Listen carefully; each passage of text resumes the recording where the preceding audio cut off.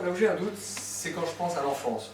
Alors, du coup, ça me ramène peut-être un peu d'ailleurs dans le coin, puisque je passais toutes mes vacances ici à Lavilledieu et à Jancet.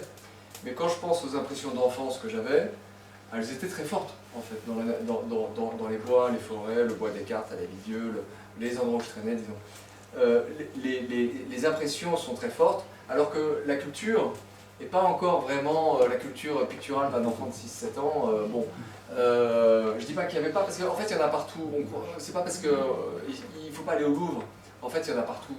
Regardez les couvertures on a partout des représentations de la nature. Mais enfin, quand même, j'ai l'impression qu'il y avait un lien très immédiat et que maintenant adulte, j'ai presque les sens un peu émoussés. Où ma réceptivité est un peu émoussée parce que j'ai des préoccupations, des soucis, et que j'ai pas la même relation avec les arbres, par exemple, ou avec certains arbres qu'on avait dans le jardin que j'avais quand j'étais enfant. Donc ce serait un argument contre une hypothèse trop culturaliste. Alors mon hypothèse à moi, enfin celle qui est ma préférence, mais à vrai dire je pense que ces trois voies d'explication, elles ne sont pas exclusives. C'est-à-dire qu'on est en train de parler de préférences humaines qui sont assez complexes. Le fait qu'il y ait une base biologique, ben oui, on est des animaux évolués, mais acculturés, mais on est des animaux. Le fait qu'il y ait une dimension culturelle, oui. Mais j'ai l'impression qu'il y a quelque chose qui va au-delà de ces deux déterminations ou imprégnation, et qui est de l'ordre de la métaphysique, si on veut employer un grand mot. C'est-à-dire qu'il se passe quelque chose quand on regarde la nature.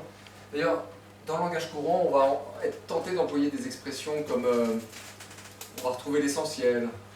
Quand on regarde le ciel étoilé, on a, je dirais presque, d'emblée une sorte d'émotion métaphysique. On ne sait pas très bien mettre des mots dessus, mais ce qui est certain, c'est que nos soucis et nos préoccupations du moment sont tout d'un coup rapetissés, relativisés par la vision du ciel étoilé, et puis on est projeté vers autre chose.